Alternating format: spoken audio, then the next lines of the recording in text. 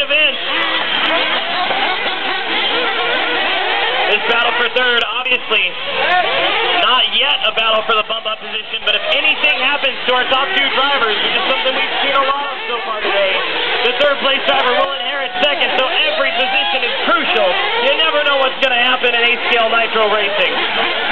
Meanwhile, our leader is back over the big ski jump, headed towards the center rhythm section. Chad Harris in the green and orange machine, followed by Kendall Bennett in the yellow, blue, and white car.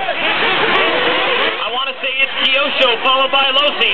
Leader is coming up on Delorme. Darren, you have your leader there. If he gets there, please give him room. Thank you, Bob, as well. The next car in line behind Bob Summers and Darren Delorme will be second. If he gets there, please give him room also.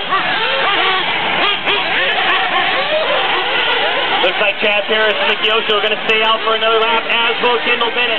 Both by the line with mid 32-second lap time. Bob Summers at his second spot behind you, sir. If he gets there, please give him room. Thank you very much.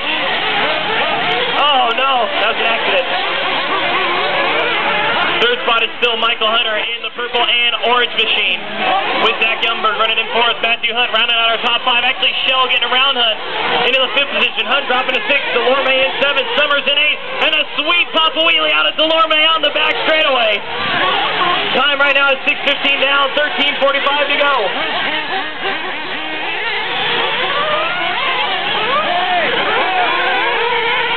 Also, pit guys, I believe that the monitor here in pit lane is showing the race screen.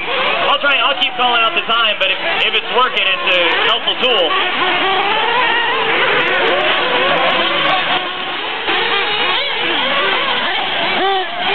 All right, our leader Chad Harris just off the straightaway.